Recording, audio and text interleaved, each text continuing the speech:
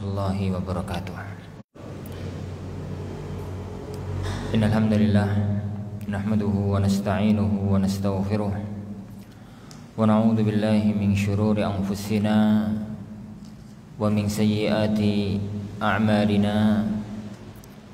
May yahdihillahu fala mudilla lahu wa may yudlil fala hadiya lahu. Asyhadu an la ilaha illallah wahdahu la syarika lah wa asyhadu anna Muhammadan abduhu wa rasuluh. Ya ayyuhalladzina amanu taqullaha haqqa tuqatih wa la tamutunna illa wa antum muslimun. Ya ayyuhan nasu taqu rabbakumul ladzi khalaqakum min nafsin wahidah wa khalaqa minha zawjaha وبث منهما رجالا كثيرا ونساء واتقوا الله الذي تساءلون به والأرحام إن الله كان عليكم رقيبا.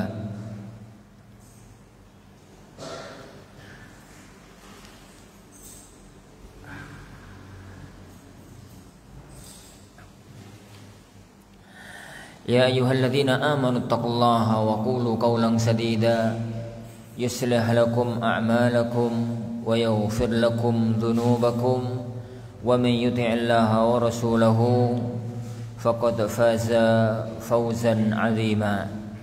أما بعد فإن أصدق الحديث كتاب الله وخير الهدي هدي محمد صلى الله عليه وعلى آله وسلم وشر الأمور محدثاتها فإن كل محدثة بدعة وكل بدعة ضلالة وكل ضلالة في النار.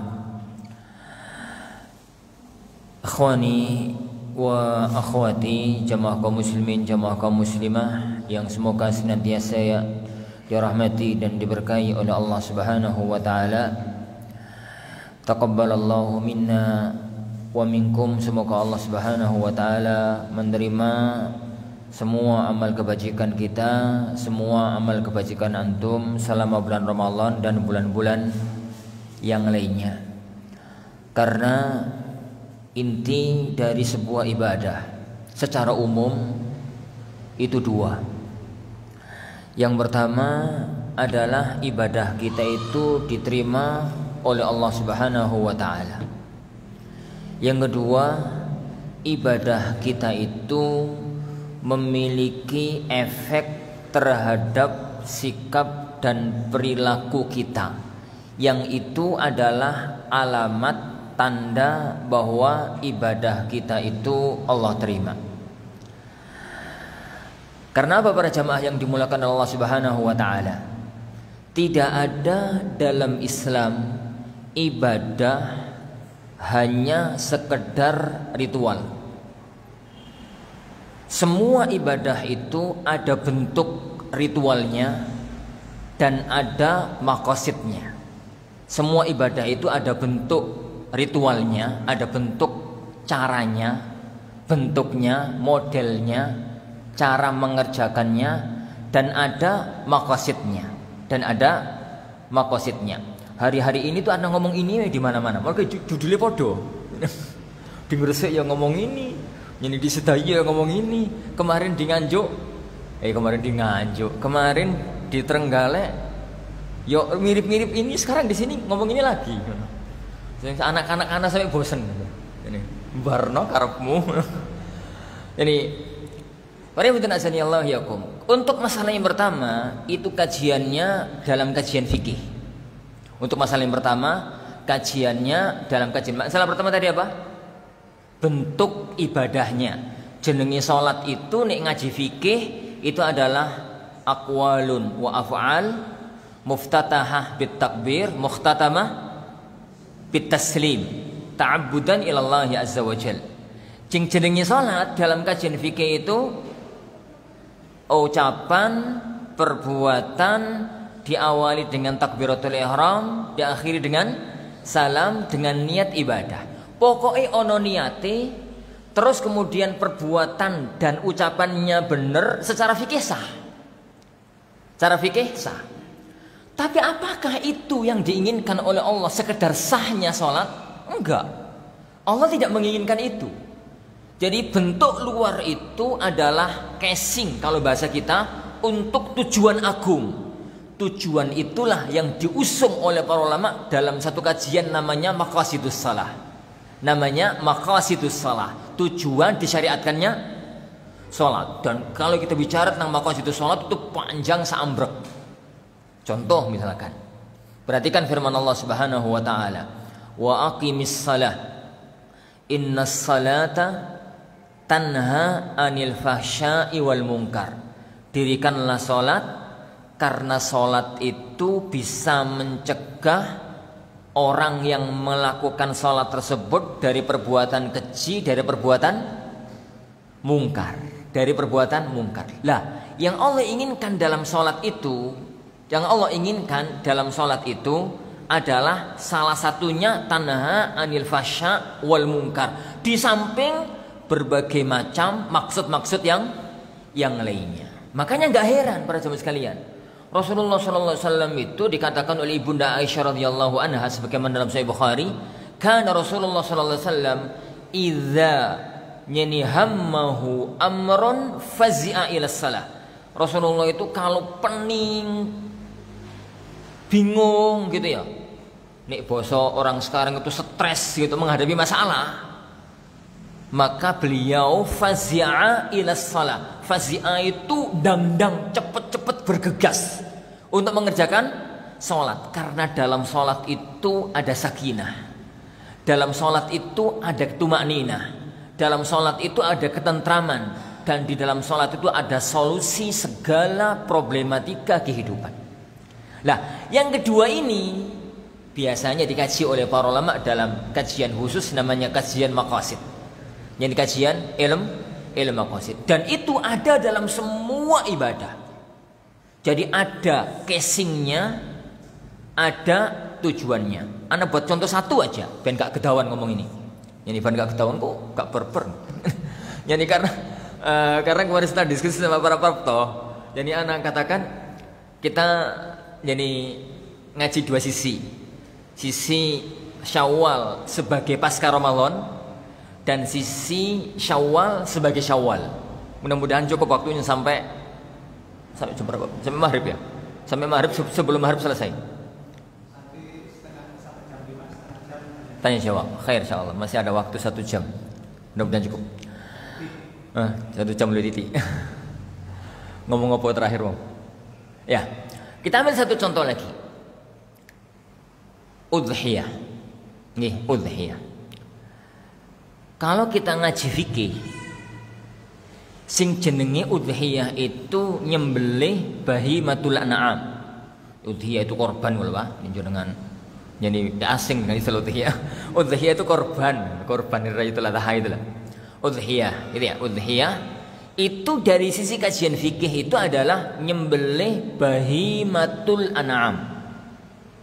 Jadi binatang ternak yang sudah ada di zaman kenabian, unta, sapi, di dalamnya kebu dan kambing dengan semua jenisnya. Unta, sapi, di dalamnya kebo dan semua jenisnya, dengan syarat-syarat adab-adab tertentu. Di sana ada syarat-syarat binatang korban. Contoh, sungune gak oleh potol. Nek potol gak sah. Gak boleh pincang yang albayyin arjuha. Nek pincangin nemen gak sah. Bukannya gak sempurna loh, gak sah. Gak sah. Kalau kita bicara adab dari sisi kajian fikih, kalau kita bicara adab, adabnya itu adalah sing lemu, sing gagah, sing ganteng. Sing ganteng barang, sing ganteng. Ini, ayo. Padahal para sekalian, kambing itu setelah dibeleh mau pincang mau nggak pincang rasanya podo. Mau ganteng mau elek rasa dagingnya podo. Pokoknya gemuk. Tapi kenapa yang pincang gak sah, yang gak pincang sah, padahal berdek beleh podo? Kajian itu mengharuskan kita masuk ke dalam kajian maqasid. Kalau itu kan kajian fikih, pokoknya fikih ngono, pokoknya ngono. Ngono ku kaji fikih ngono ku jenenge. Yen engko nek rada-rada jero titik untuk masuk dalam usul fikih. Itu illah apa hikmah? Itu satu. Jadi kalau kita sudah menjadi masuk dikit itu nanti masuknya dalam kajian illah sama hikmah. Tapi kalau kemudian kenapa? Apa sebenarnya yang Allah inginkan? Kok fikih koyo ngono? Toh ujung-ujungnya bele. Berdek bele itu dibeteti, berbet itu dipotong-potong. Lah, kambing sing pincang sama kambing sing gak pincang itu lho rasane padha wae. Gak ketok bar nek godhog, bar nek semur, bar nek gule gitu ya. Iki kambing pincang iki ketara gak enak. Iki kambing sehat iki ketara enak. Ya enggak. Ada apa di balik itu? Di balik itu adalah firman Allah Subhanahu wa taala, "La yanalallaha luhumuha wala dima'uha walakin yanaluhu taqwa minkum." Yani la yanalallaha luhumuha, sing akan nyampe kepada Allah itu enggak dagingi. Yang akan nyampe kepada Allah itu wala dima'uha, enggak getiye, enggak darai.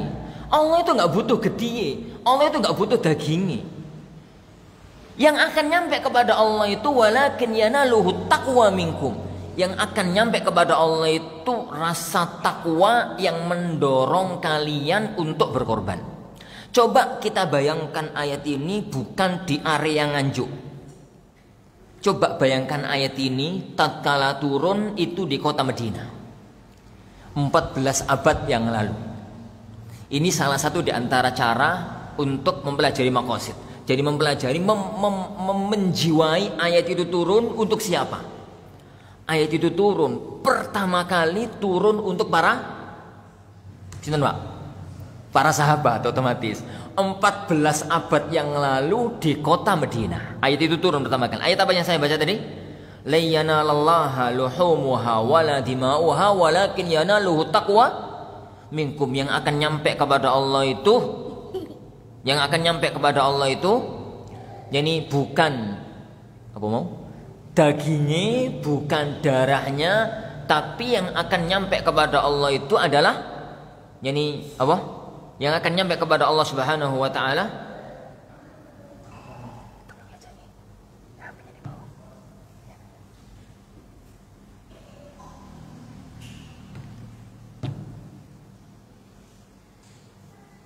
yang akan nyampe kepada Allah itu adalah rasa takwa. Takwa yang mendorong seseorang itu untuk berkorban. Coba bayangkan masyarakat kota Madinah. Masyarakat kota Madinah di zaman Rasulullah ini apa, Pak? Rata-rata zaman itu petani sama peternak. Petani sama peternak. Lah, ternak di kota Madinah itu ternak pedaging atau petelur atau pripun? Ora ono ayam zaman itu. Ternak zaman Rasulullah itu penggemukan atau apa? Nggak ada penggemukan di zaman Rasulullah SAW. Ternak di zaman Rasulullah SAW itu untuk tanasul, untuk berkembang biak tambah akeh. Lumrahe ternak yang tujuannya itu adalah untuk berkembang biak. Orang itu rata-rata nek punya kambing, punya unta, banyak jantane apa banyak betinai? Banyak betinai. Jadi kambing 100, kambing 200 paling jantane 1 loro. Sing jantan itu paling 1-2. Wong mek kanggo ngono antok iku. Yen mek kanggo ben nameteng tok gitu. Itu gase itu tok, untuk gase ya itu tok. Jadi terus semacam itu. Lah, dari situ kambing itu kan, kambing yang kita ternak itu loh, yang kita ternak. Itu kan ono sing kambing itu wakalan, mau wenangan nyerudukan. Ngono ya. Ono kambing itu nurut, manut, nyenengno, wanteng wisan, ngono ya. Dan macam-macamnya. Tatkala Allah memerintahkan orang untuk berkorban. Kemudian dia itu milih kambing sing kuru, sing elek. Ya korbane sae-sae. Tapi atine itu nuansa korbannya itu hampir gak ada. Iki wae timbang elek-elek nyeni kandang. Wis ngrusui moto ge korban. Sahnya sah. Beleh-beleh. Dagingnya daging. Tapi nuansa bahwasanya dia itu berkorban untuk Allah hampir gak ada. Tapi kalau yang dia pilih itu adalah pertama pejantan. Kambingnya itu ganteng. Sungune api. Gak cacat. Kambing itu paling disenengi. Mau ngorbankan itu atin itu yoga. Arep dikorbankan ku yoga. Dorongan takwa yang mendorong dalam jiwa yang mampu menjadikan dia berkorban kambing itu. Dorongan ketakwaan, dan itu yang Allah inginkan dalam ayat tadi. La yanalallaha luhumuha wala dimauha walakin yanaluhu taqwa minkum. Ini bisa dijiwai bagi masyarakat Madinah ayat itu. Sulit dijiwai untuk masyarakat Nganjuk. Meskipun bisa aja ana mencoba untuk bawa ayat itu ke negeri kita. Jenengan punya uang jelang udhiyah, punya uang 5 juta. Ono mbek loro. Satu mbek lemu tapi bentuknya elek gendut ngono. Melungker. Yani pokoknya bentuk itu elek. Wajahnya yo cili, yani badannya itu lemu gendut ngono ya. Terus apa itu? Buntutnya itu ya gak terlalu bagus gitu. Anggap harganya itu 2,5 juta, 3 juta. Itu ya 3 juta. Yang satu gemuknya sama tapi gagah. Kambing itu gagah, ganteng, ekor itu gede ngono. Itu harganya 5 juta. Bisa jadi 6 juta itu kambing. Gagah gede itu 5 juta. Nanti berdek beleh sama. Yang ini mengeluarkan uang 2,5 juta, yang ini mengeluarkan uang 6 juta. Secara fikih jenengan akan milih 2,5 juta. Tapi ruh udhiyah berkurang. Tapi tatkala mengeluarkan uang 6 juta untuk beli kambing yang bagus itu, ruh berkorban di jalan Allah itu kuat, dan itu yang Allah lihat. Jadi para ikhwah yang dimuliakan Allah Subhanahu wa taala. Itu kalau kita bicara salat, kalau kita bicara apa? Kalau kita bicara salat, kalau kita bicara udhiyah. Lah, itu berlaku untuk semua ibadah. Jadi tidak ada ibadah yang Allah syariatkan itu bentuknya toks, bentuknya ritual. Tapi semua ibadah itu ada maqasidnya, ada tujuannya. Yang Allah inginkan dengan ibadah-ibadah ini tersebut. Yang Allah inginkan dengan ibadah-ibadah tersebut. Lah, jika itu satu per satu ibadah, bagaimana dengan Ramadan? Yang terkumpul padanya semua varian ibadah kecuali haji. Terkumpul dalam Ramadan semua jenis ibadah kecuali satu yang nggak ada di bulan Ramadan, yaitu haji. Haji tok yang nggak ada. Nik ngelakoni haji Ramadan malah rodok gak beres. Haji tok. Semua ada. Di dalamnya ada sholat, di dalamnya ada puasa, di dalamnya ada zakat, sedekah, di dalamnya ada tadarus Al-Quran, di dalamnya ada ini, dalamnya ada ini, dalamnya ada ini, dalamnya ada itu. Ritualnya para ikhwah sudah berlalu. Ritualnya sudah berlalu dan sudah kita lewati. Sekarang kita sudah keluar dari Ramadan. Tinggal 2 masalah. Pertama, taqabbalallahu minna wa minkum. Semoga Allah Subhanahu wa taala menerima semua amal ibadah kita. Sifat seorang mukmin, setiap kali dia itu melakukan amal ibadah, maka dia itu antara 2 sifat. Sifat yang pertama khauf, sifat yang kedua roja. Khaufau wa tama'a, toma dan roja. Ini toma, ini dan roja. Itu sifat orang-orang yang bertakwa. Tatkala Allah Subhanahu wa taala berfirman tentang tatkala Allah Subhanahu wa taala berfirman dalam surat Al-Mu'minun ayat nomor 60, 61, Rabbuna Jalla wa Ala berfirman, "Walladzina yu'tuna ma atau wa qulubuhum wajilatun annahum ila rabbihim raji'un." Dan orang-orang yang mereka telah mengerjakan apa yang telah mereka kerjakan. Mereka telah melakukan banyak ibadah. Tapi qulubuhum, hati mereka itu wajilah. Hati mereka itu takut. Hati mereka itu khawatir. Karena suatu ketika nanti mereka akan kembali kepada Allah Subhanahu wa ta'ala. Oleh karena itu, karena mereka sudah ibadah, tapi mereka masih merasa takut tatkala nanti ketemu dengan Allah itu sudah benar apa tidak, mereka berusaha untuk ulaika yusari'una fil khairat. Mereka lah orang-orang yang senantiasa berlari, senantiasa cepat-cepat untuk melakukan kebaikan. Wa hum laha sabiqun, dan mereka benar-benar yang terdahulu dalam amal kebajikan. Ibunda Aisyah radhiyallahu anha tatkala membaca ayat ini, bahasa Al-Qur'annya kan alladzina walladzina yu'tuna ma atau, dan orang-orang yang mereka orang-orang yang mereka itu memberikan apa yang telah mereka berikan, mengerjakan apa yang telah mereka kerjakan. Mengerjakan ikarepe opo? Kok orang yang melakukan sesuatu terus hati mereka takut tatkala nanti akan ketemu dengan Allah, oleh karena itu mereka segera melakukan amal kebajikan. Ibunda Aisyah bertanya kepada Rasulullah SAW, "Ya Rasulullah, apa ayat ini maksudkan itu adalah orang-orang yang mengerjakan zina, yang maling, yang mabuk, yang berbuat dosa, terus mereka takut kepada Allah, akhirnya mereka tobat, lalu mengerjakan amal kebajikan apa pripun?" Itu kata Aisyah, menanyakan ayat ini. Kata Rasulullah SAW, beliau mengatakan, "La ya bintas Siddiq." Enggak gitu wahai putrinya As-Siddiq. Ini panggilan kehormatan sekaligus panggilan kasih sayang. Jadi kalau kita ngaji balaghah, wong Arab itu beda dengan wong Jawa.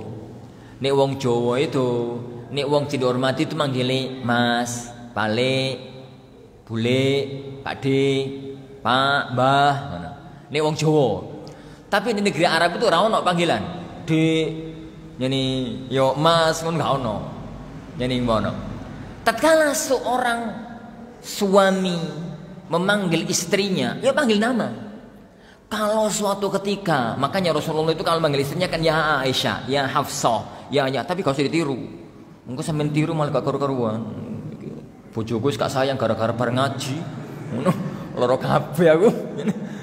Ini karena itu adat bangsa Arab gitu ya. Lah, kalau suatu ketika seorang suami itu kadang-kadang kan dalam nuansa tertentu itu mengungkapkan kasih sayang, mengungkapkan hormat karena dia putri dari pamannya, putri dari orang yang dia hormati dan macam-macam, maka itu mereka menggunakan 3 cara.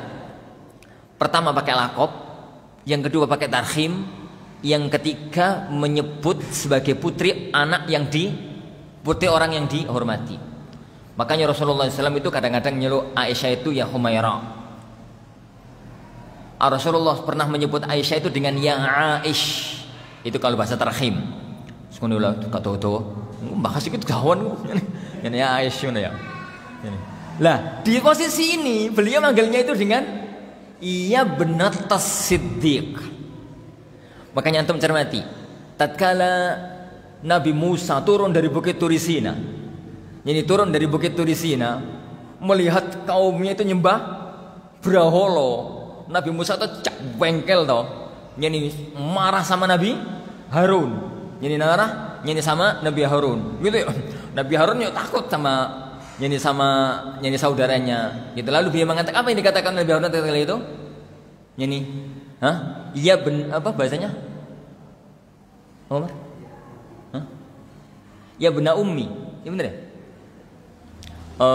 La ta'khud pilih sebelum itu? Ya? Siapa yang hafal? Hilang ayatnya. La ta'khud bilihyati. Sebelumnya? Sebelumnya. Ya bena umma. Ya benar ya? Ya. Jadi Nabi Harun mengatakan ya bena umma. Dia mengatakan ya Musa. Enggak begitu. Biasanya kalau dialog biasa itu ya Musa, ya Harun. Biasanya begitu. Tapi begitu pada posisi-posisi yang untuk melunakkan hatinya Musa, maka beliau menggunakan panggilan itu. Dan itu memang adatnya orang Arab. Di hadis ini Rasulullah SAW karena ingin memunculkan rasa kasih sayang, ingin memunculkan rasa hormat kepada istrinya Aisyah, beliau mengatakan la ya bintas Siddiq. Enggak begitu wahai putrinya As-Siddiq. Tidak mengatakan ya binta Abi Bakar, tapi ya bintas Siddiq. Mereka itu bukan orang-orang yang jahat loh. Ayat itu bicara tentang orang-orang yang baik. Ayat itu berbicara tentang lakinnahumul ladzina yusalluna wa yasumuna wa yatasaddaqun wa hum yakhafuna alla yutaqabbala minhum. Ayat itu bicara tentang orang-orang yang salat, orang-orang yang sedekah, orang-orang yang puasa, tapi mereka khawatir Allah tidak menerima amal kebajikan mereka. Karena yang pasti para ikhwas sekalian kita lakukan itu adalah ibadah. Tapi apakah ibadah kita terima oleh Allah? Itu bukan urusan kita. Itu urusan Allah Subhanahu wa taala. Posisi kita di tengah. Ada penuh harap ibadah kita Allah terima karena Allah itu Arhamur Rahimin. Ada rasa khawatir amal ibadah kita tidak diterima oleh Allah. Maka selalu bainal khauf war raja, antara khauf dan roja, antara khawatir dan takut kepada Allah Subhanahu wa taala. Rasa khauf itu yang menjadikan kita tidak takabur. Rasa roja itu yang menjadikan kita tidak putus asa dengan rahmat Allah Subhanahu wa taala. Tidak menjadikan kita putus asa. Kalau kehilangan dua sayap ini, maka orang itu akan terjerumus ke dalam sebuah kesalahan. Maka demikianlah. Oleh karena itu sunnahnya para sahabat Nabi sallallahu alaihi wasallam, setelah mereka melakukan ibadah-ibadah Ramadan di hari raya, mereka itu saling mendoakan taqabbalallahu minna wa minkum. Semoga Allah Subhanahu wa taala menerima amal ibadah kita, semuanya. Menerima amal ibadah kita semuanya. Lah, salah satu di antara tanda bahwasanya ibadah kita itu diterima oleh Allah adalah al-hasanatu, kebaikan itu melahirkan kebaikan berikutnya. Lihat para sahabat sekalian, ada satu kalimat unik dari sebagian para ulama. Jadi mereka mengatakan la tarjul hasanata li dzatiha walakin li akhawatiha wala takhaf minas sayyi'ati li dzatiha walakin li akhawatiha. Kamu itu jangan ngarep-ngarep kebaikan itu untuk zat kebaikan itu sendiri, tapi untuk teman-temannya kebaikan itu. Kamu jangan khawatir kejelekan itu untuk kejelekan itu sendiri, tapi untuk teman-temannya kejelekan itu. Karena kebaikan akan berbuntut kebaikan, kejelekan akan berbuntut kejelekan. Gambarnya begini ya Pak. Kalau kebaikan cuma satu kok. Tapi dulure kok sing akeh. Kejelekan itu kalau cuma satu kok. Dulure kok sing akeh. Dulure kejelekan kok apa Ustaz? Gambarnya begini. Kalau jenengan pas hari raya gitu toh, sowan-sowan gitu. Kebetulan kok memakai baju alhamdulillah branded. Baju itu baju berkelas. Mbok baju biasa merono ono baju elek brandnya ditempel mbok piye pokoknya ono brand lah. Baju itu berkelas. Baju berkelas itu qadarullah jenengan nemunya rek. Dapatnya itu dari toko pasar di Nganjuk, kebetulan ada pedagang barang bekas yang murah. Kadang pas qadarullah bejo nemu barang bagus, standarnya harganya itu 2 juta, dijual dengan harga 20.000. Wis ngono lah woy. Gampang-gampangan ke contoh yo. Ini gampang-gampangan ke contoh. Jadi sampai rumah dicuci, disetrika, ketok barang itu masih baru. Dipakai pas hari raya. Ketemu sama temannya ngerti banget kalau ini barang harga 2 juta. Masya Allah, baju bagus, bermerek. Ini belinya di mana, Mas? Ngono. Jakarta. Jakarta. Belinya di mana, Mas? Jakarta. Bohong pertama. Dan itu sayyi'ah. Nek mek iki tok, itu mek satu. Tapi antum yakin nek kejelekan iki cuma satu, mesti beruntun berikutnya. Loh, kapan ning Jakarta? Akhir Ramadan. Bohong kedua. Ini. Di Jakarta itu kunindi, Mas. Blok M. Bohong ketiga. Harganya pinten, Mas? 2 juta. Bohong keempat. Oh, urusan apa ke Jakarta? Mantenan. Bohong kelima. Mantenan sopo? Mantenan konco. Bohong keenam. Beruntun gitu ya. Makanya para ulama kita mengatakan la takhaf as-sayyi'ata li dzatiha. Kamu itu jangan takut. Kejelekan itu cuma zatnya. Itu mek sitok, mek satu. Takutlah dengan akhwatiha. Dulure ku lho sing akeh. Nek nyamuk iku mek siji, dulure ku akeh.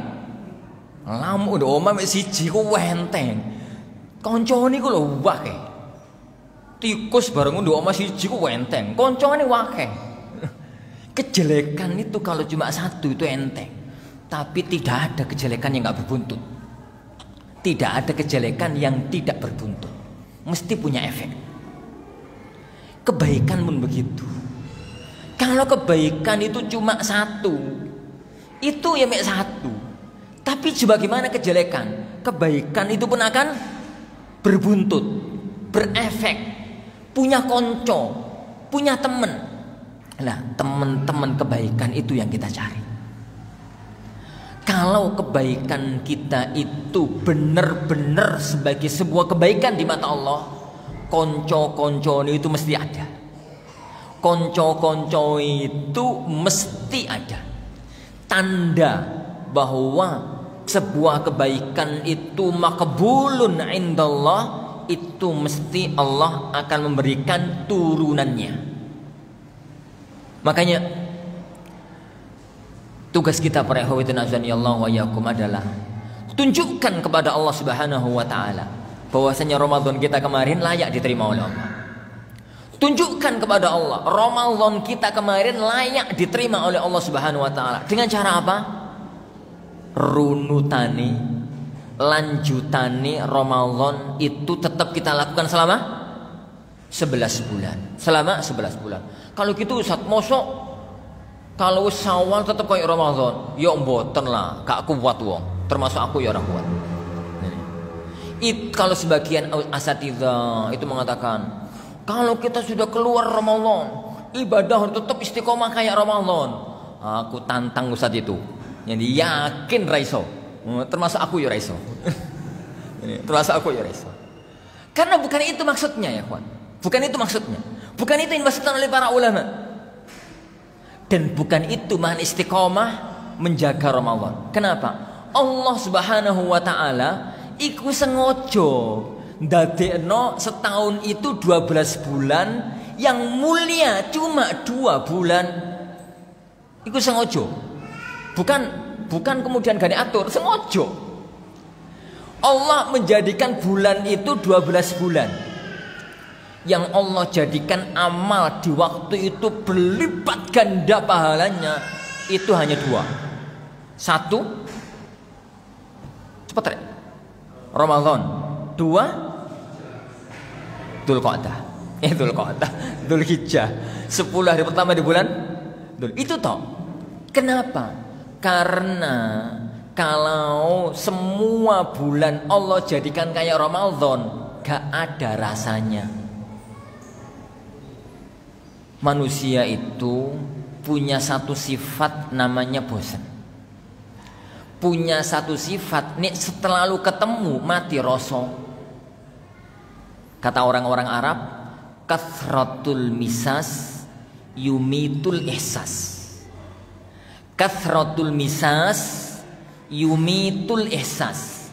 Sering petuk mateni rasa. Apa iku? Iku kaidah wong Arab itu, gak kaidah wong Jawa itu. Tapi wong Jawa ketularan ya. Ini kathratul misas, sering petuk Iku mateni rasa. Itu mateni rasa. Coba Anda tanya. Makanan yang paling enak apa? Sego pecel. Karena antum tinggalnya di Bogor. Apa? Ya sego pecel, manut, sego pecel. Atau sing biasa mangan sego pecel ya sate. Sing biasa mangan sate ya sapa lah ngono. Pokoke anggaplah sate. Sate apa ki sing enak iki? Sate domba wis, sate domba. Pagi hari disuguhi sate 10 entek enak kurang. Siang hari mangan sate neh isih enak tapi gak kurang. Sore hari sate neh isih enak tapi wis gak koyo tadi.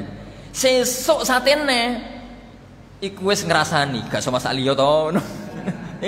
Iku sing tamune sing ngrasani, gak iso masak liya to ngono. Tapi sing dipangan. Siang hari kedua sate neh nyiso. Sore hari kedua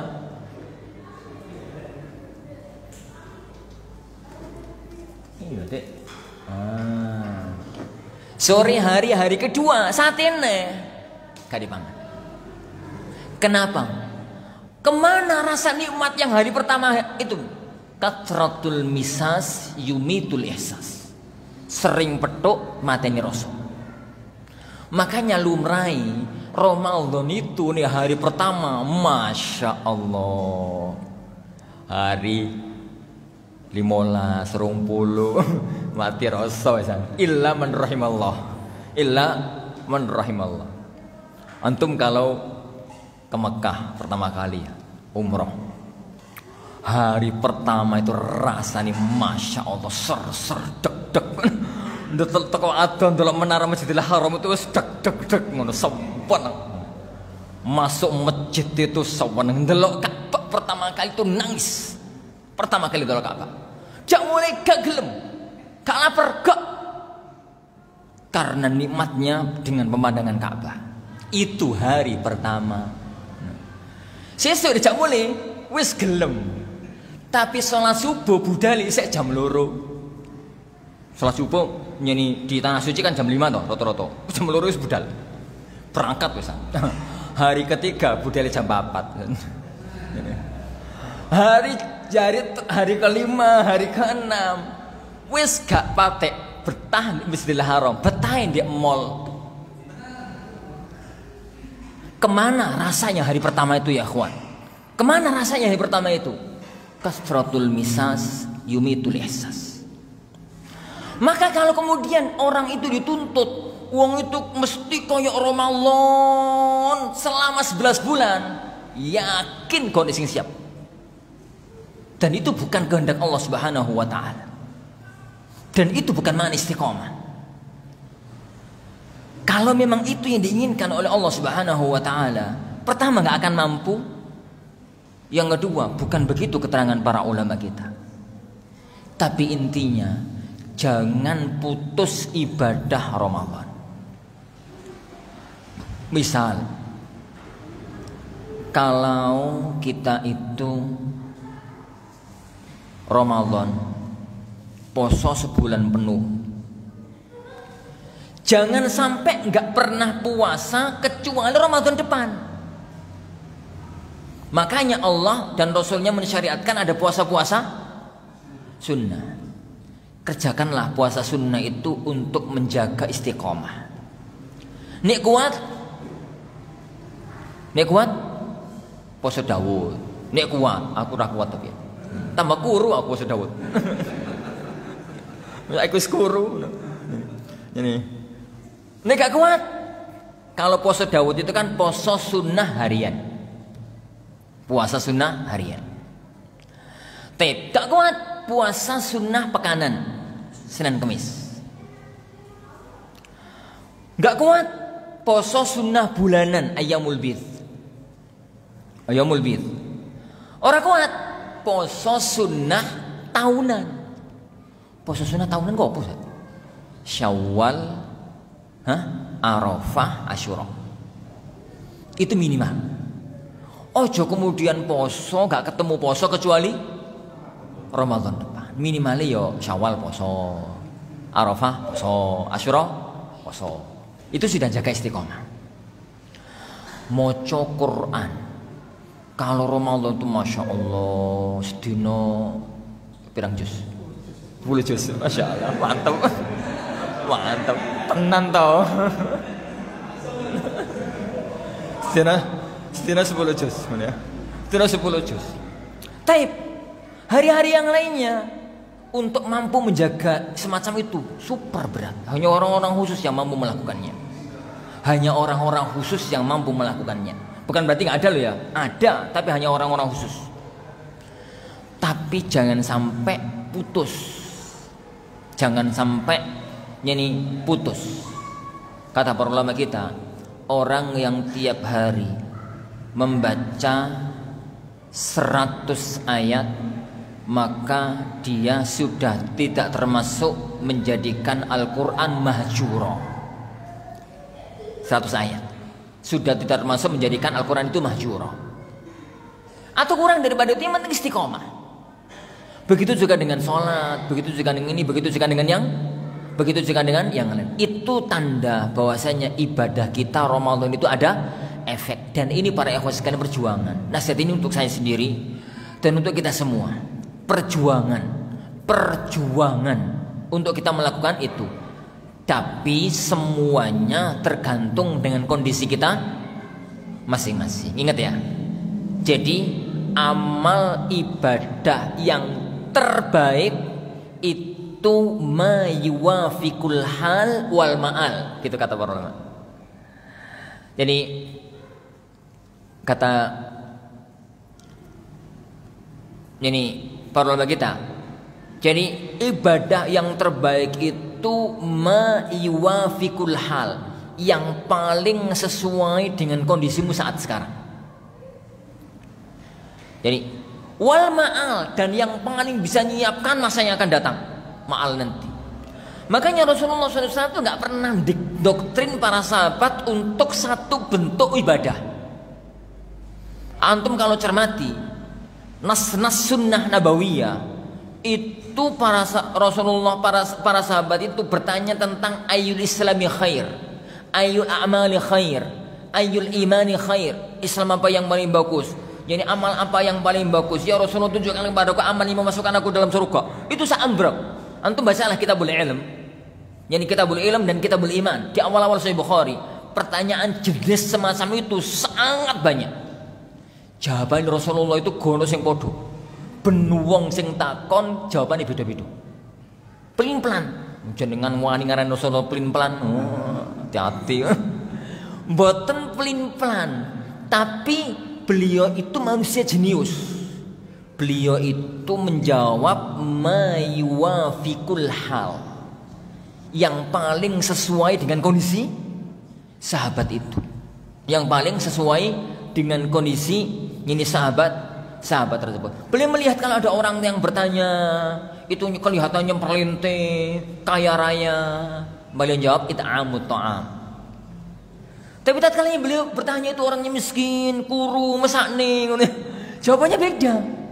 Banyak berzikir, misalkan begitu. Dan macam-macamnya. Itu beda antara satu dengan yang lainnya, agar semua orang itu bisa beribadah sesuai dengan kondisi yang ada. Ana buatkan satu contoh kecil. Beliau itu sahabat dekatnya itu kan Abu Bakar sama Umar. Yani kata Rasulullah SAW, Abu Bakar wa Umar kasam'i wa basari. Abu Bakar dan Umar itu koyok pendengaranku, koyok penglihatanku. Jadi kemana-mana bareng sama ini keduanya. Padahal Abu Bakar sama Umar itu dua karakter yang berbeda. Abu Bakar itu cenderung lembut, nangisan.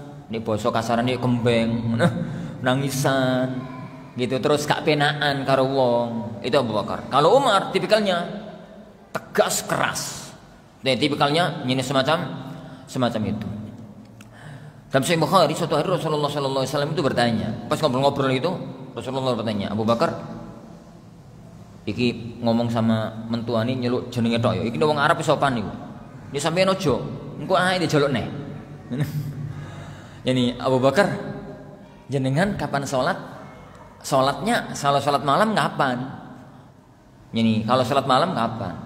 Sebelum tidur ya Rasulullah. Oh gitu. Terus bacanya gimana? Lirih ya Rasulullah. Oh gitu. Lah sampeyan Umar? Yo setelah bangun tidur ya Rasulullah. Setelah bangun tidur sebelum subuh. Terus bacanya keras ya Rasulullah. Yani ya keras ya Rasulullah.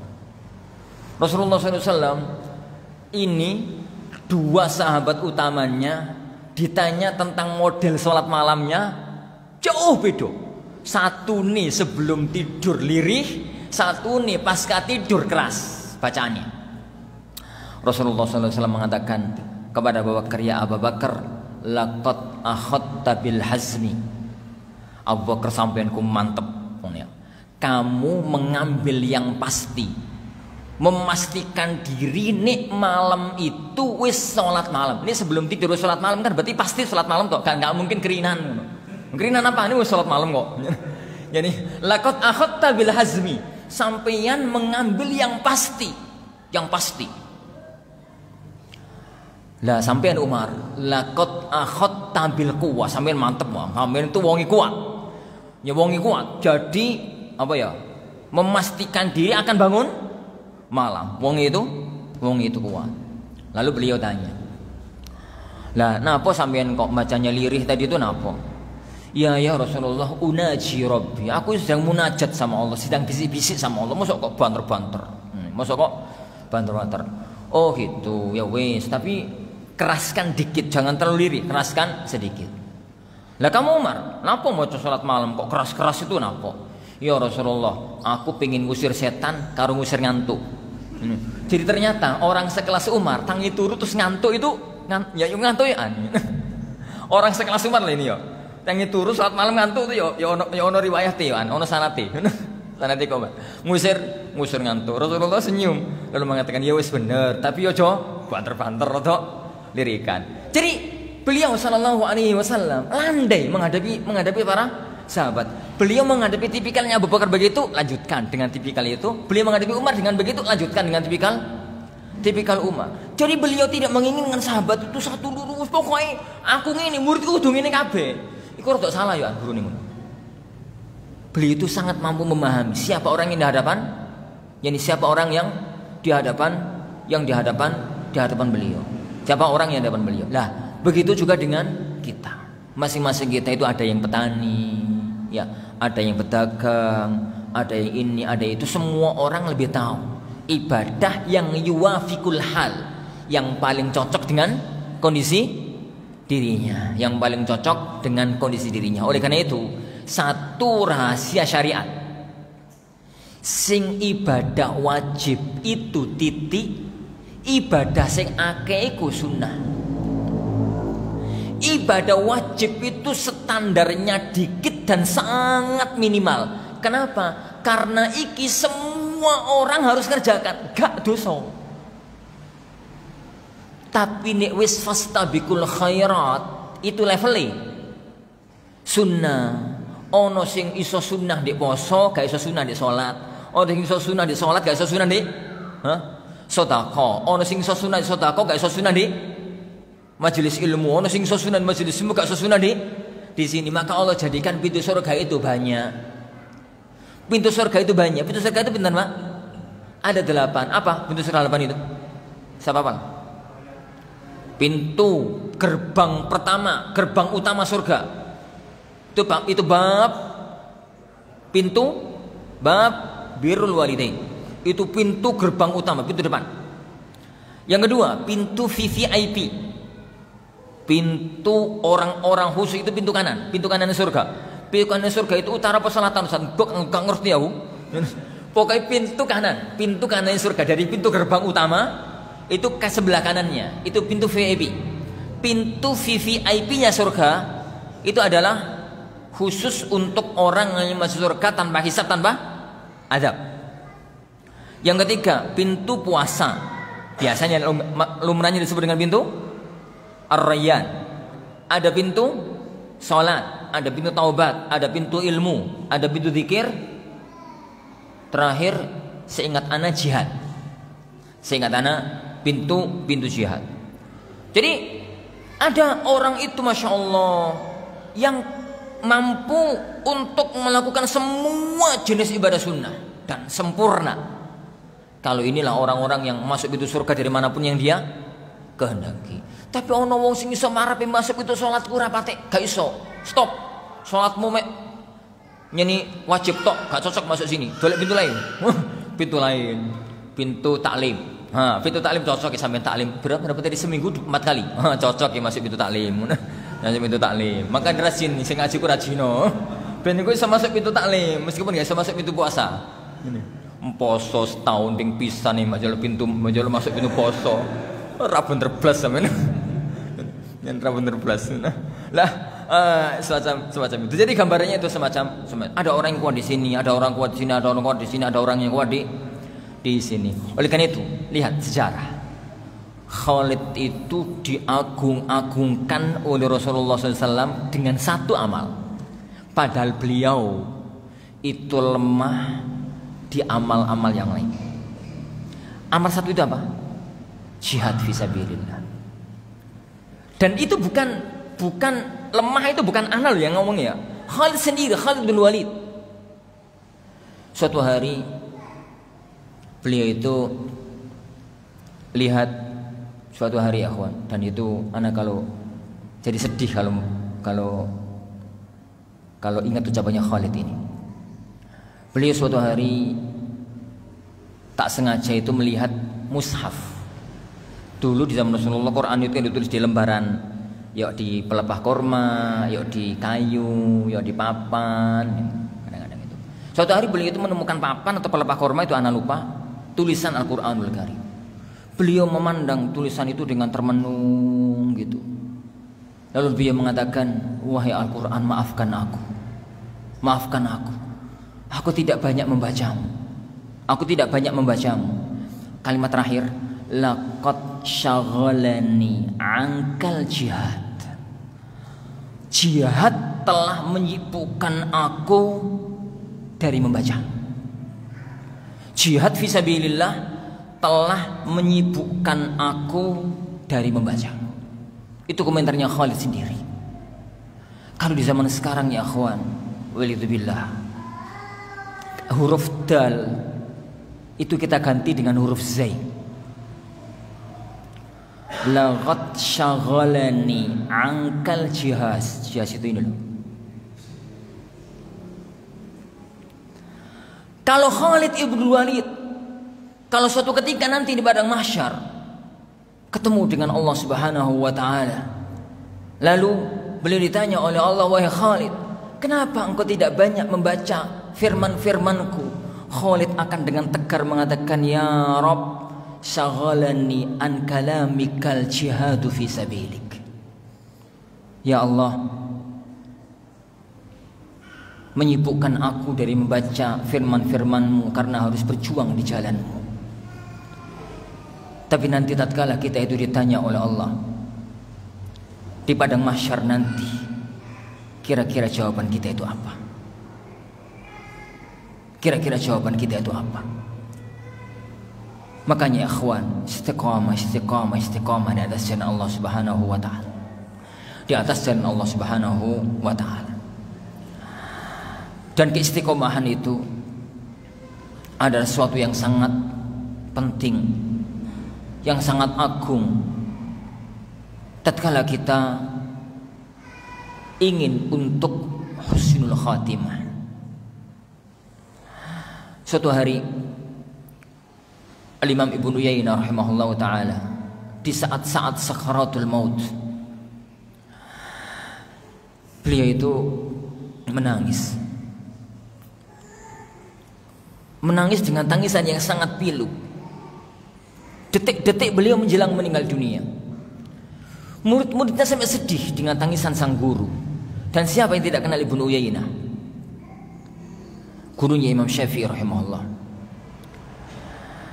Beliau ditanya oleh murid-muridnya, ya Imam, kenapa engkau sedih menjelang kematian? Bukankah engkau itu telah melakukan ini?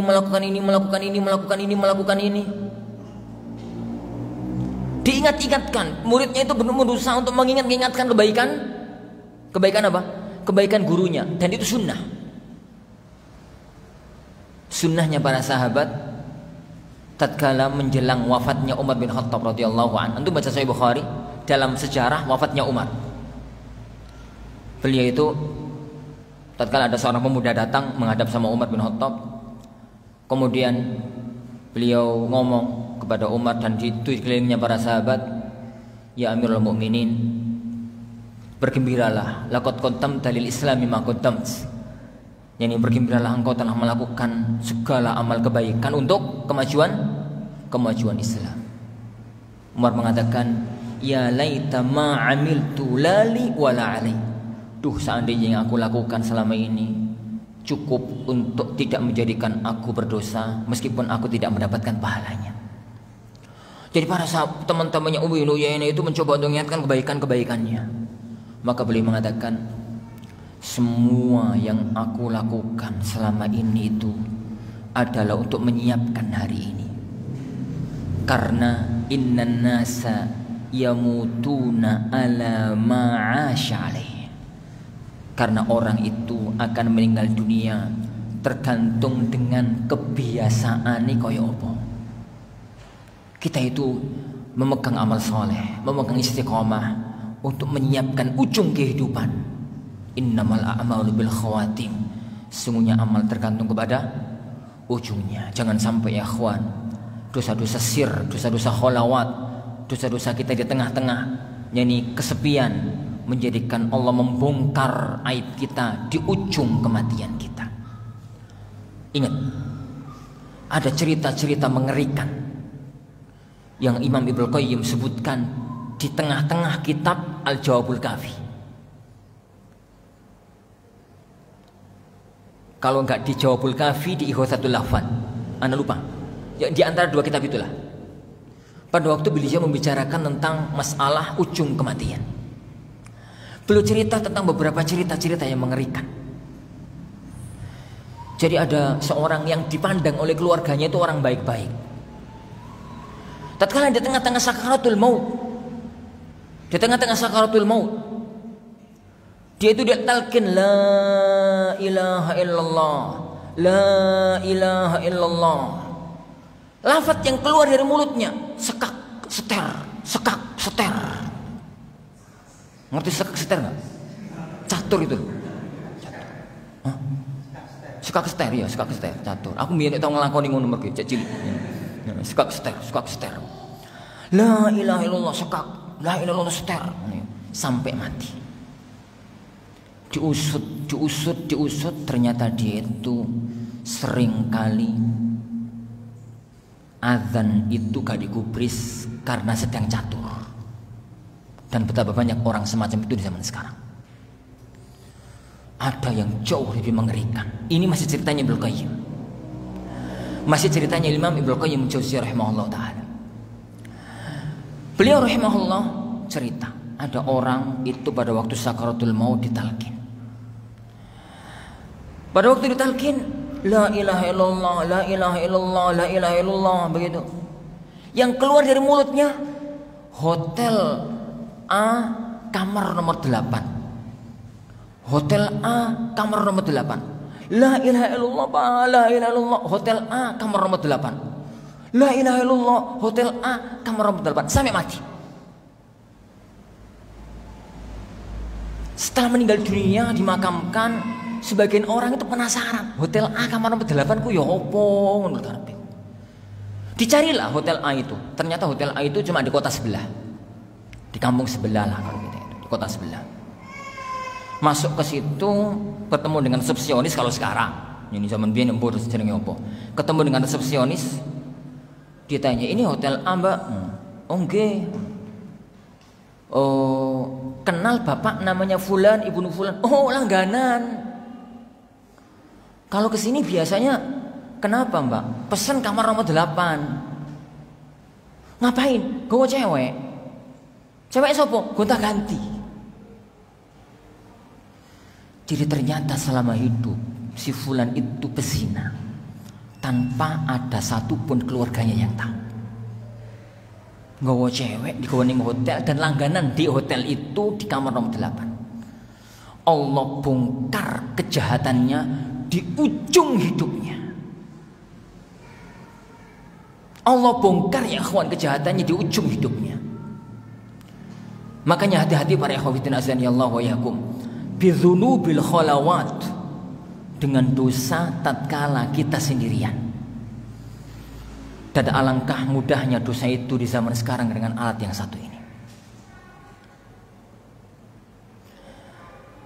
Kalau kita di tengah masyarakat umum, di hadapan orang umum, kita semuanya wali-wali Allah Subhanahu wa taala. Penentu nilai kita di hadapan Allah bukan tatkala kita sedang di hadapan umum semacam ini. Penentu nilai kita di hadapan Allah adalah tatkala kita sendirian dengan Allah Subhanahu wa taala. Itu yang menentukan nilai kita di hadapan Allah Subhanahu wa taala. Maka pegang istiqomah ya akhwan.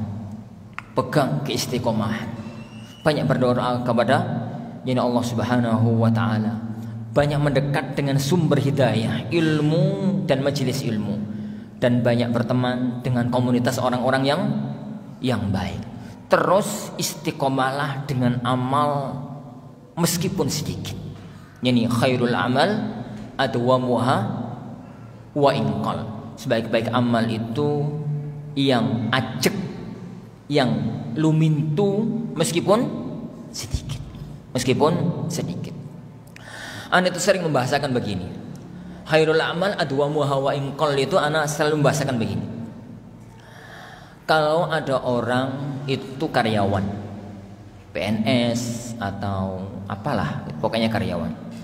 Dia itu punya gaji sekian. Dia itu setelah kebutuhan keluarganya, dia mampu untuk nyisihkan setiap bulannya itu uang 300.000 untuk sedekah tiap bulan. Dia mampunya itu. Setelah gajinya sekian, dikurangi SPP-nya anak, dikurangi ya listrik rumah, dikurangi ini, kurangi. Dia mampu, dia itu harus bisa sedekah. Mampu dia sedekah, anggaplah promo 300.000. Dia pendapatannya sebulan sekali karena PNS, ASN, atau karyawan swasta atau yang lain. Dan dia tidak mempunyai pendapatan yang lain. Nek kepingin sedekah yuk 300.000 itu sekali sedekah del 300.000. Dan hari-hari yang lain ngenteni ulan ngarep. Lebih baik mana? Begitu terima gaji disisihkan 300.000 langsung sedekah del, atau sedekah di pencar bendino 10.000. Ben salah subuh ngono nggawa duit 10.000 jemblono kota. Ben salah subuh jadi sedekah 10.000. Setiap hari sedekah 10.000. Bagusan mana? Bagusan yang kedua. Nik jenengan kuat nyekel duit iku. Ini gak kuat ya ojo. Kenapa? Kalau sedekah sama-sama 300.000 totalnya sebulan, tapi kalau 10.000 itu ada nilai ajek, ada nilai istiqomah, ada nilai tiap hari sedekah, tiap hari didoakan oleh malaikat, Allahumma a'ti munfiqan khalafa. Tapi ini berlaku nek antum kuat nyekel duit 300.000 iku. Alah oleh rong dino duitnya hilang, gawe tuku ngene gitu ngono ya sekalian. Di awal 300.000 kembali kepada masing-masing. Wallahu a'lam. Cukup sampai di sini untuk yang pertama. Tak terus gak bar iki Mbak. Yang pertama nanti kan ngomong dua ya. Pertama tentang bicara Syawal sebagai bulan ba'da Ramadan.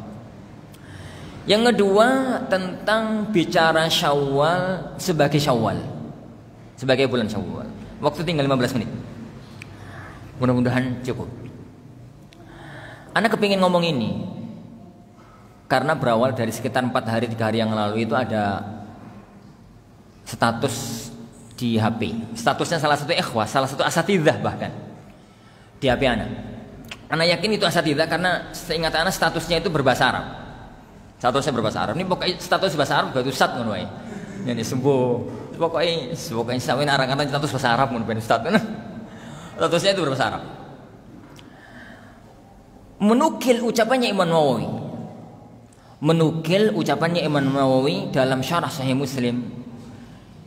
Yustahabbuz zawad fi Syawal. Dianjurkan menikah di bulan Syawal. Ana kemarin sempat ngomong ini di Trenggalek. Ana mau ngomong ini juga di sini. Seperempat jam aja insyaallah. Jadi pada itu nasaniyallahu yakum. Ana tidak menyalahkan status itu karena memang itu benar ucapannya Nawawi. Itu benar ucapannya Nawawi dan itu ucapan sebagian para ulama-ulama yang lain. Tapi coba kalau telaah ilmiah itu yang mendalam. Dan coba kita telusuri kasus itu. Apakah yang sunnah itu nikah di Syawal ataukah yang sunnah itu nikah di Muharram? Apakah yang sunnah itu yakni nikah di sasi bodoh ataukah yang sunnah itu nikah di sasi suro? Cermati sumber permasalahan hadits Aisyah dalam Sahih Muslim.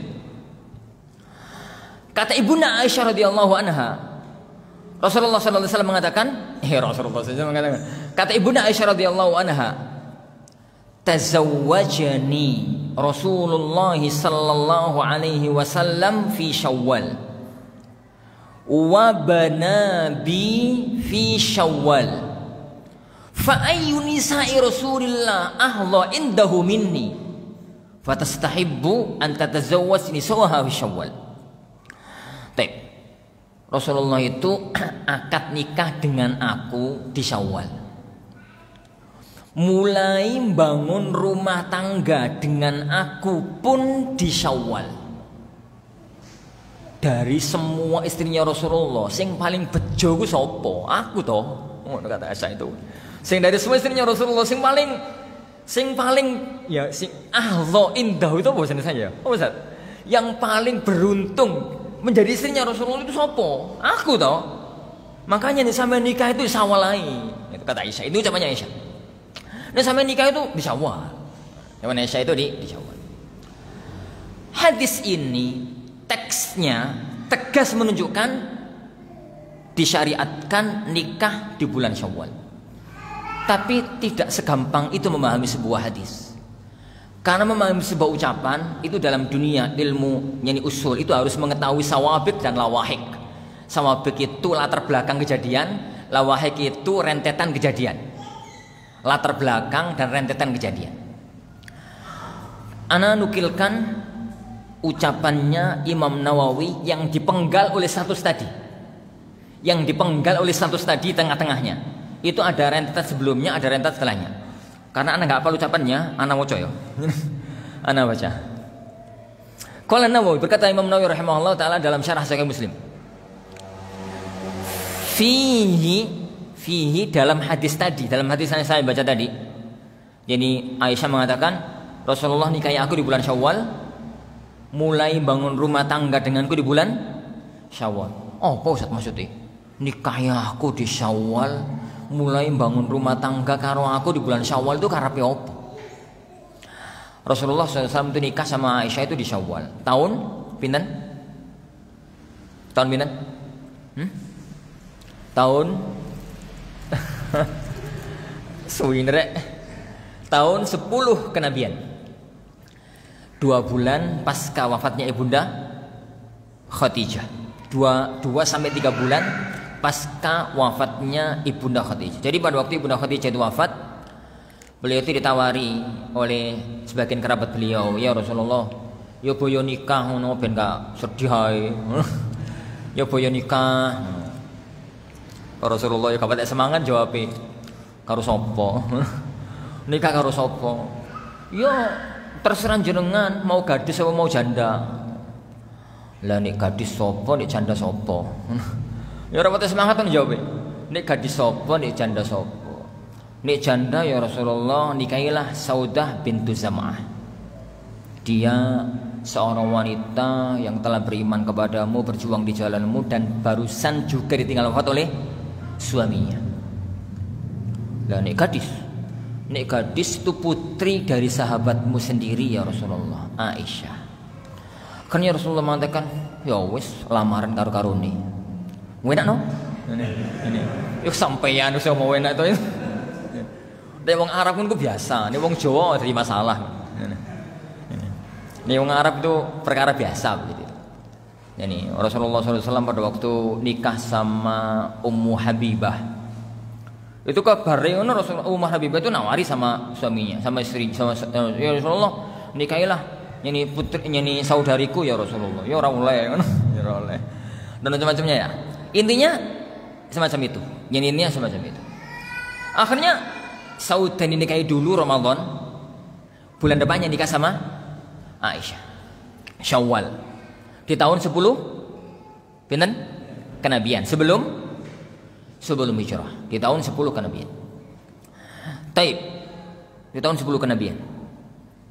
Tapi tatkala itu umur Ibunda Aisyah masih pinten? Masih 6 tahun. Masih 6 tahun awal. 6 tahun ngawiti, jadi masuk umur 6 tahun. Masuk umur 6 tahun. 6 tahun awal. Kemudian beliau sallallahu alaihi wasallam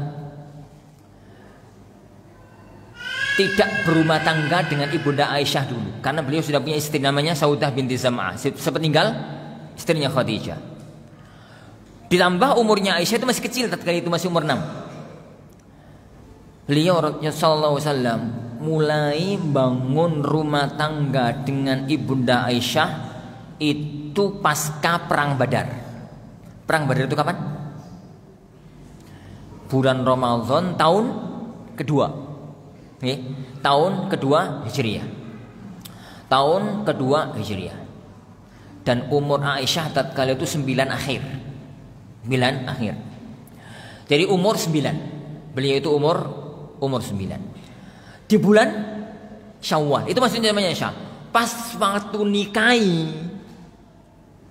Rasulullah itu nikahi aku di bulan Syawal. Saat mulai rumah tangga ngawitannya di bulan Syawal. Ngawitannya di bulan Syawal. Apa? Yani lalu Aisyah mengatakan, meskipun aku itu loh nikah di bulan Syawal, tapi yang paling bejo sapa yo? Aku toh. Jadi istri Rasulullah yang paling bejo kan aku. Meskipun nikah aku di bulan Syawal. Apa karepe Aisyah ngomong semacam itu toh apa? Aisyah ngomong itu tuh maksudnya apa? Lah wong istrinya Rasulullah itu enggak ada yang komentar nikah bulan apa? Istrinya Rasulullah SAW itu enggak ada satu yang komentar nikah di bulan apa? Saudah yang nikah di bulan Ramadan aja komentar. Yang komentar malah siapa? Aisyah nikah di bulan Syawal. Ini yang perlu dicermati dalam hadis tadi. Ini yang perlu untuk dicermati. Kita lihat keterangan dari Imam Nawawi rahimahullah taala. Fihi dalam hadis tadi istihbabut tazwij wat tazawwuj wad dukhul fi Syawal. Dalam hadis tadi ada hukum ya Huan. Ada faedah disunnahkannya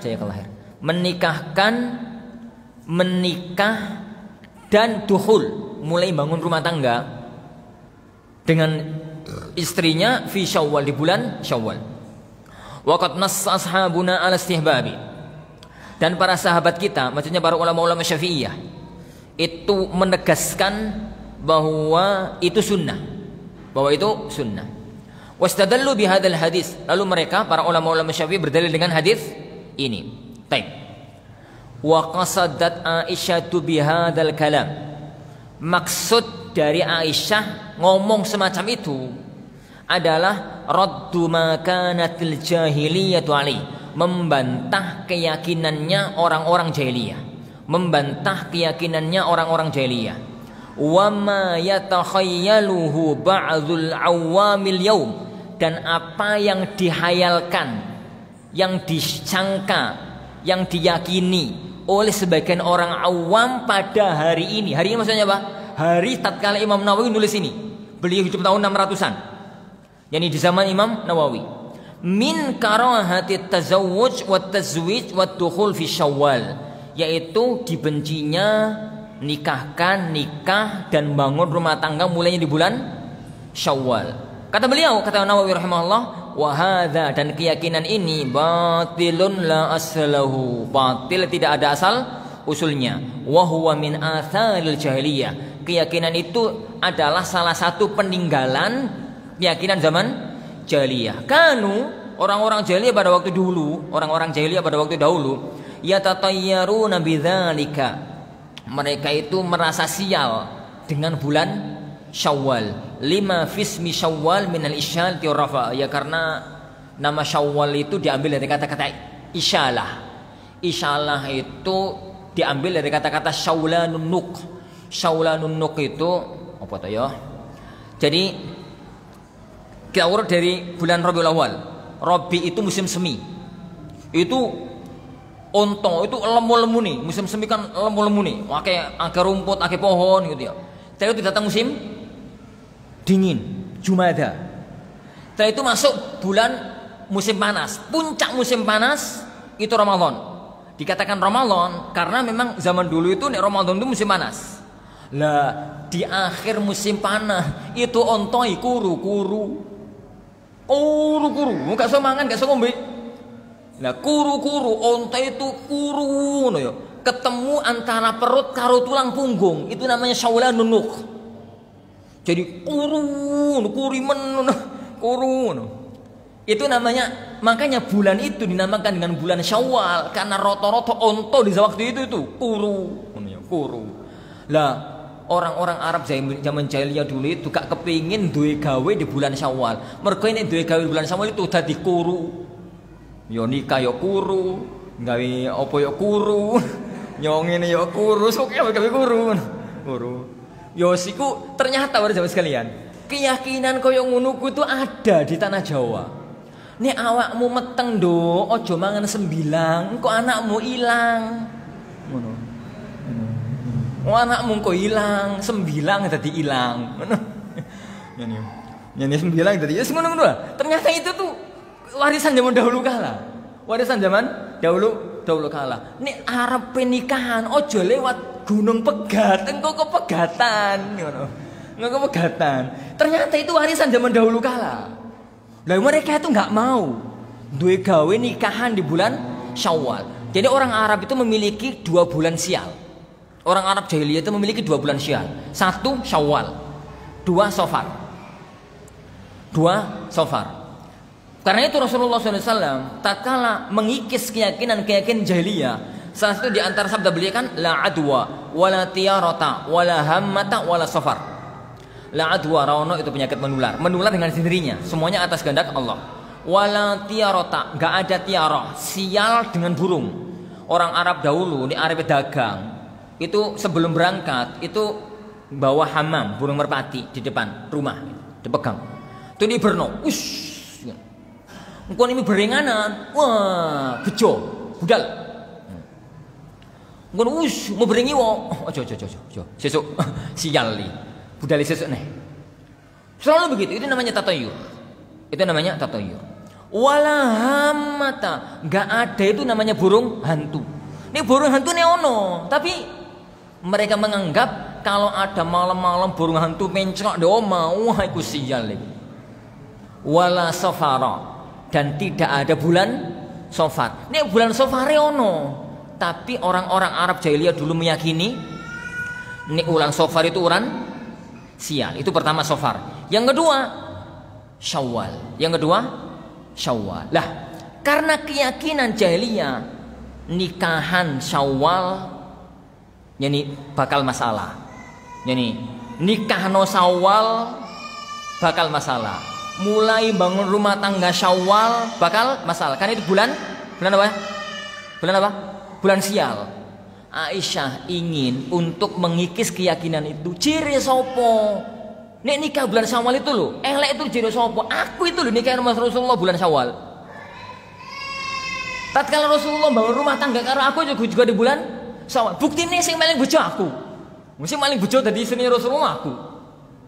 Siapa istri Rasulullah yang paling bejo kecuali aku itu sopo? Nggak ada. Meskipun nikahku di bulan Syawal, di bulan Syawal. Itu keterangannya Nawawi rahimahullah taala. Jadi Aisyah radhiyallahu anha, yang qasadat bihadzal kalam, beliau memaksudkan ucapan itu maksudnya apa? Beliau itu ingin menolak keyakinannya orang-orang jahiliyah. Kata siapa? Orang bulan Syawal, ulan keramat, ulan sial itu kata siapa? Aku itu loh nikah di bulan Syawal. Rasulullah nikah aku di bulan Syawal. Rasulullah bangun rumah tangga sama aku di bulan Syawal. Bukti nih? Oh no, beliau itu kuwayangun. Jadi beliau itu dalam hadisnya itu kan, fa ayyu nisa'i Rasulillah ahla indahu minni. Istrinya Rasulullah yang paling bejot, yang paling beruntung di hadapan beliau sapa kecuali aku. Jadi kecuali aku. Makanya nikah di bulan Syawal, nikah di bulan Syawal. Itu kata Aisyah radhiyallahu, yani kata Aisyah, yani radhiyallahu anha. Kata Nawawi rahimahullahu taala, nah, keyakinan itu sampai tahun 600-an Hijriyah masih ada di negeri Syam, di negerinya Imam Nawawi.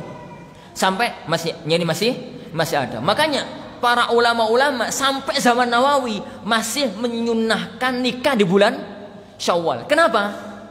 Karena untuk mengikis keyakinan itu. Baik. Sekarang setelah ana paparkan keterangannya Nawawi.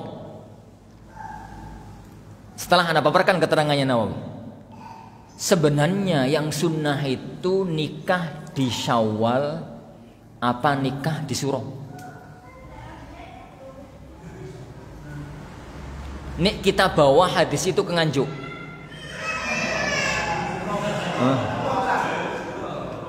Tetap Syawal apa Suro?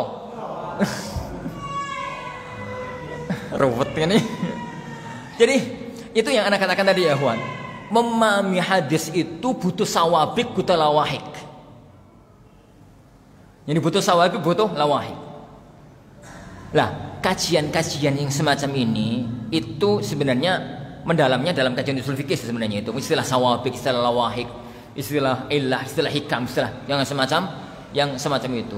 Salah satu di antara yang sangat anak tekankan untuk Tulabul Furqan itu adalah wirid Sahih Bukhari. Wirid Sahih Bukhari. Iya. Jadi Sahih Bukhari itu harus menjadi wirid harian. Maksudnya tiap hari itu baca hadis, 2 hadis, katam balik lagi. Itu yang anak tekankan pada Tulab Al-Furqan. Jadi Sahih Bukhari dan Sahih Muslim. Kenapa Ustaz antum aneh-aneh? Jenenge wirid Al-Qur'an Ustaz. Enggak, Al-Qur'an itu wiridnya muslimin. Wiridnya Tulabul Ilm itu wirid Sahihain. Kenapa? Karena kalau kita belajar kitab fikih, belajar kitab akidah, belajar kitab adab, terus munculkan hadis itu dipenggal sak baris, rong baris gitu, untuk masa itu tok. Padahal hadis itu kadang-kadang rong lembar, kadang-kadang 2 muka, panjang, penggal tengah. Ucapannya misalkan Ka'ab bin Malik, kana Rasulullah idza arada an yaghzuwa qauman warra bi ghairihi. Itu kan hadis kondang dalam kitab jihad. Rasulullah SAW itu kalau mau memerangi sebuah kaum, beliau melakukan tauriyah seakan-akan mau menyerang kaum yang lain. Itu kan cuma 1 baris. Hadis itu 5 halaman. Hadis itu lengkapnya 5 halaman. Dan itu potongan tengah-tengah. Untuk mampu menjiwai hadis itu butuh baca hadis itu lengkap. Dan itu adanya di kitab-kitab hadis asli. Adanya di kitab-kitab hadis asli. Hadis yang selalu muncul misalkan di kitab-kitab tauhid. Kalau kita bicara tentang syurut la ilaha illallah, itu ada 7. Misalkan, ini begitu ya. Ada 7, salah satunya as-sidq. Itu kan yang muncul selalu hadis Abu Hurairah.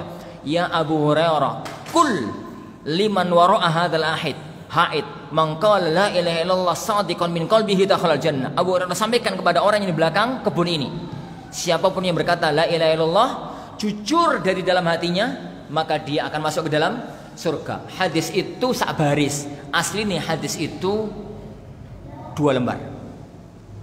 Artinya hadis itu 2 muka. Dalam Sahih Muslim. Aslinya dalam Sahih Muslim. Kenapa? Untuk bisa memahami Sebenarnya hadis itu maunya apa toh? Sawabiknya apa, lawahiknya apa? Ya kayak hadis Aisyah tadi itu. Teksnya memang nikah di Syawal. Tapi apa begitu maksudnya? Lihat dulu. Apa maksudnya ucapan Aisyah radhiyallahu anha. Dan keterangannya Nawawi rahimahullah taala mengatakan tadi bahwasanya Aisyah ngomong semacam itu bukan karena Syawalnya, tapi karena menolak keyakinan orang di zaman jahiliyah, menolak keyakinan ini orang-orang di zaman ini jahiliyah semacam tadi. Dari sini maka Anda katakan ya Wan, bagaimana ini nikah di bulan Syawal boleh? Bagaimana apakah sunnah? Kalau kita lihat dari hadis tekstualnya iya, tapi yang lebih nyunnah lagi nikah itu disuruh. Ini disuruh dan selo. Ini selo ya. Selo, ya selo. Seselane barang sing olo. Allah insyaallah sebenarnya para ikhwatin wa ini para ikhwatin azani Allah wa iyakum.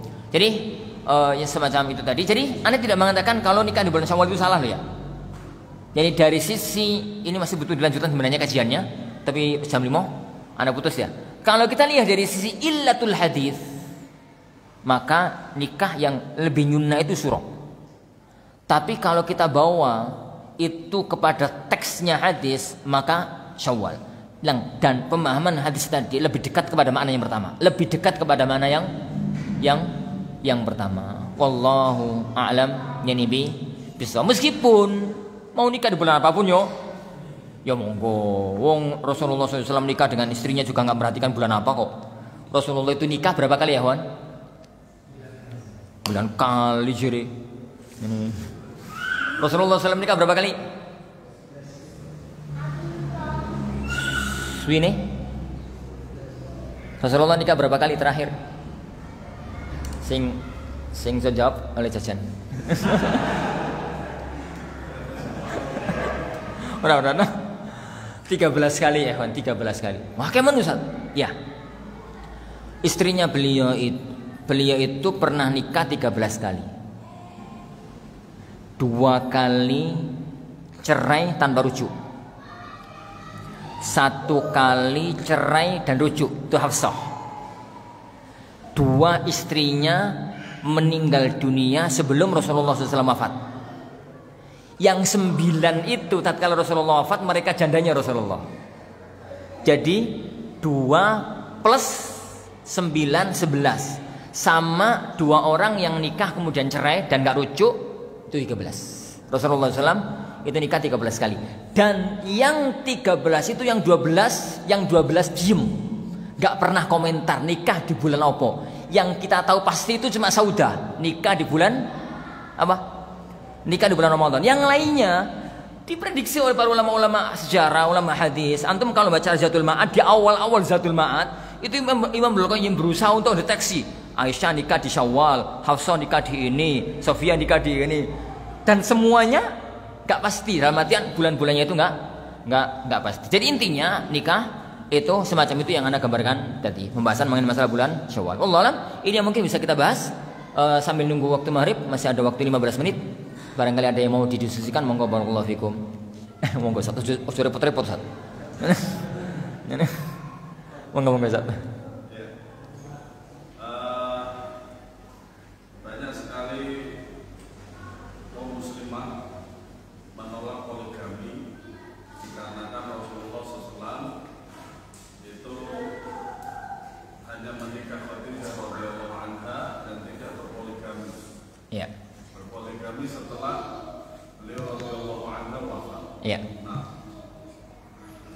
terus? Bagaimana cara menjawab? Wah, arupot gini jawab ini. Allah yakum. Pertama,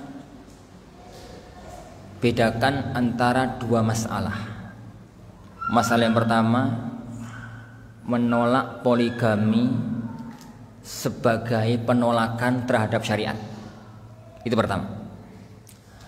Yang kedua, menolak poligami karena dia tahu tentang dirinya bahwa dia itu kalau dipoligami tidak mampu menjadi istri yang solihah. Antum mampu membedakan antara dua ini? Iki sing lanang paling gak seneng jawab yang ini.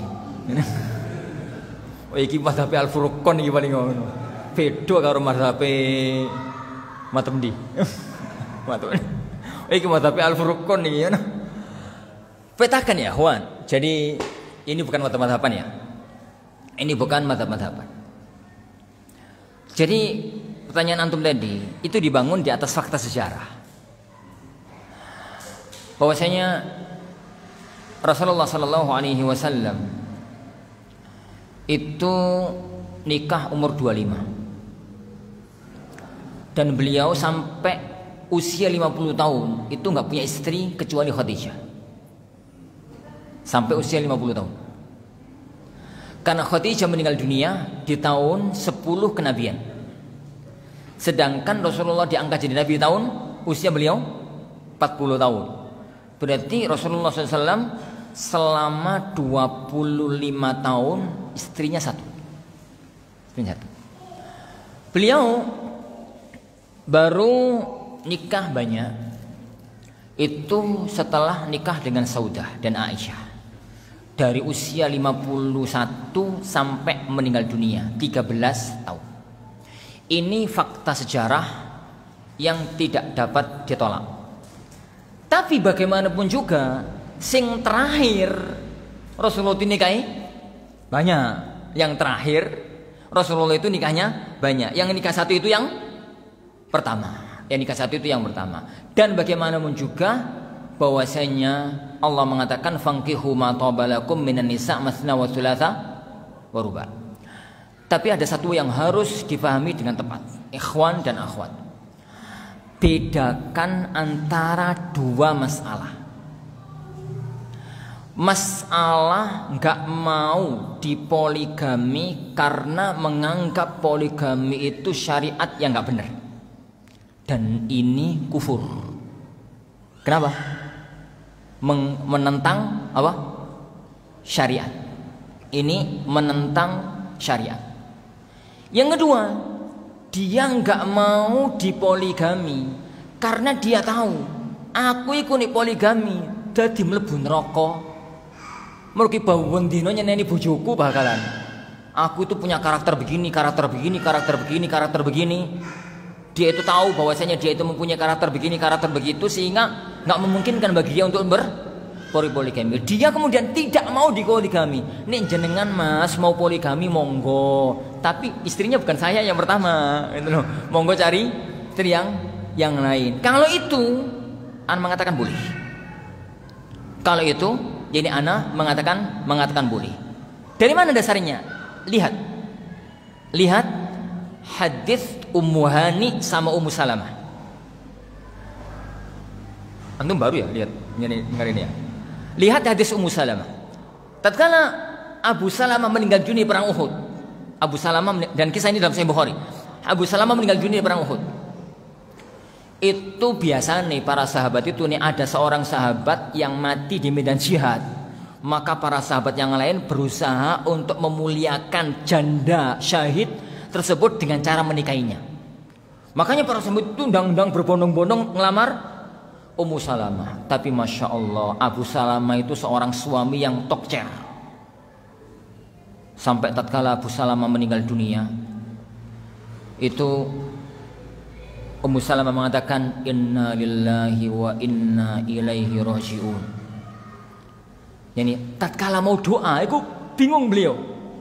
Setelah itu doanya kan, Allahumma jurni fi musibati wa akhlif li khairam minha. Artinya doa itu, ya Allah berikan aku pahala dalam musibahku dan beri aku ganti yang lebih bagus. Artinya doa itu bingung. Sopo wong lanang sing luwih apik daripada Abu Salamah. Itu antum kalau nanti pas antum mati istrinya mampu begitu, itu super itu. Dan dalam sejarah anak tahunya ya Ummu Salamah itu toh. Tapi karena ini sunnah, Rasulullah ngajari ini kaya ngono, akhirnya beliau lafadzkan juga demi sunnah Rasulullah meskipun hati ini itu gak kuat. Sopo wong lanang sing luwih bagus daripada Abu Salamah ku sopo? Tapi tetap ngomong Allahumma jurni fi musibati wa akhlif li khairam minha. Setelah selesai masa iddah beliau dilamar oleh para sahabat, ditolak semua. Rasulullah itu sedih. Kenapa sedih? Ummu Salamah itu kan mbak Rasulullah. Loh, kok mbak itu Ustaz? Iya, Abu Salamah itu kakak Rasulullah sepersusuan. Sama-sama disusui oleh Thuwaibah. Sama-sama disusui oleh Thuwaibah.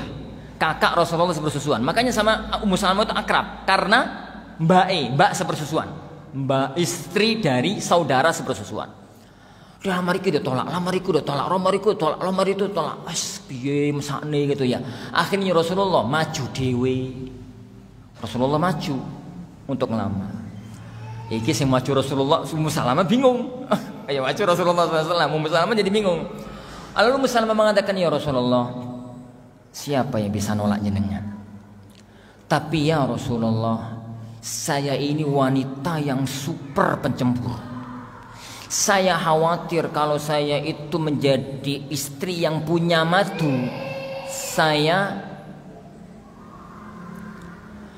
itu akan melakukan tindakan yang membuat engkau marah, yang membuat jenengan nesu, yang membuat jenengan marah. Dan kalau jenengan marah, aku masuk neraka loh ya Rasulullah.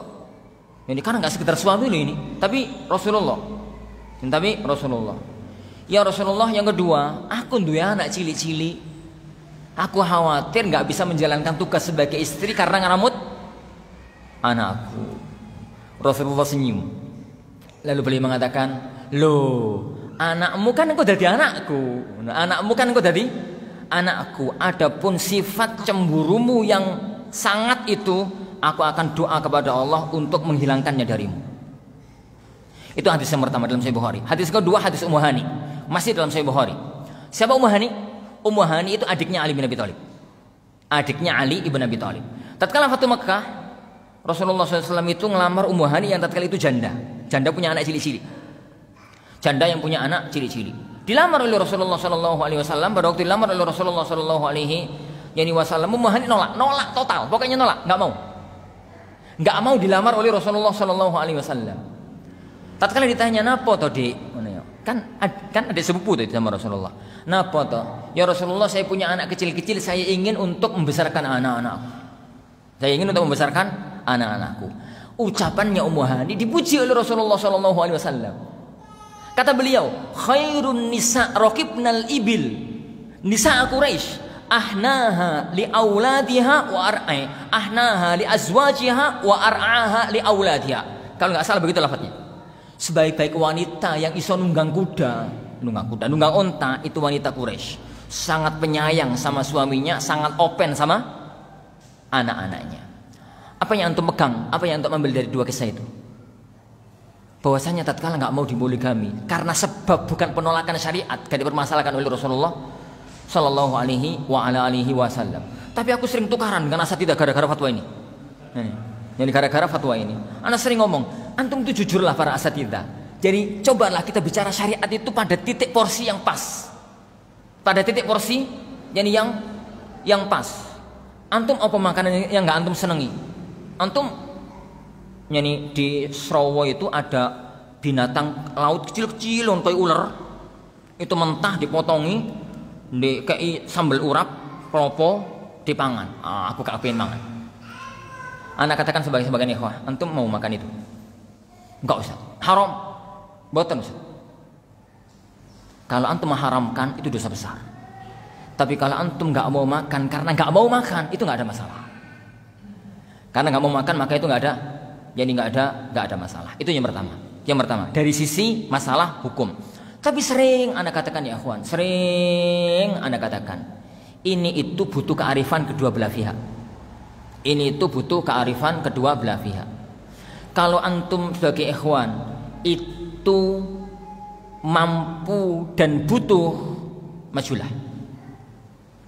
Dan tolong kalau seorang istri mempunyai suami yang mampu dan butuh, ingat ya ucapan saya, mampu dan butuh, maka relakanlah. Bismillah, Allahi tawakkalna Allah.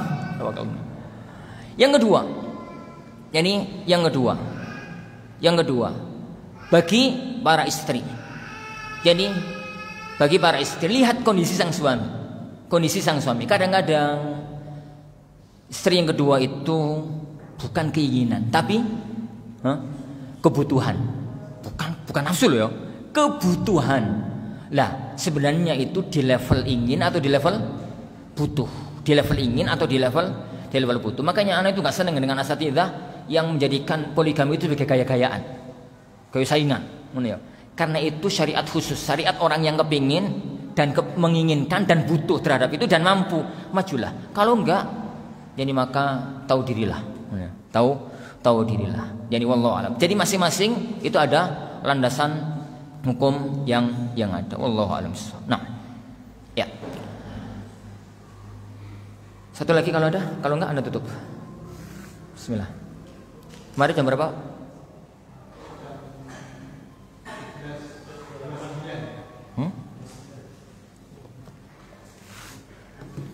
Tadi para insyaallah subhanahu wa ta'ala yang kita pelajari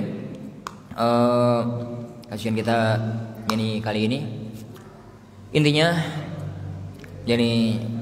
para ikhwan azani Allah yakum, pertama jaga istiqomah kita pada Ramadan, jaga istiqomah kita yani pada Ramadan. Yang kedua ya ikhwan, jadi yang kedua tetapi majalisul ilm, tetapi majalisul ilm, majelis ilmu semacam yang kita lakukan ini itu majelis iklan kali ini tuh, jadi majelis penyemangat. Majelis iklan. Inti dari ngaji itu ngaji kitab. Inti dari ngaji itu jadi ngaji kitab harian. Jadi harian, pekanan gitu sesuai dengan kemampuan yang Allah Subhanahu wa taala berikan kepada kita. Yang mampu sepekan sekali, yang mampu sepekan 4 kali, sepekan 4 kali. Wallahu alam. Insyaallah subhanahu wa ta'ala yang kita pelajari mudah-mudahan ada barokah, mudah-mudahan ada manfaatnya. Kita akhiri majelis kita. Subhanakallahumma wa bihamdika asyhadu an la ilaha illa anta astaghfiruka wa atubu ilaik. Wassallallahu wasallam wa baraka ala nabi Muhammad. Assalamualaikum warahmatullahi wabarakatuh.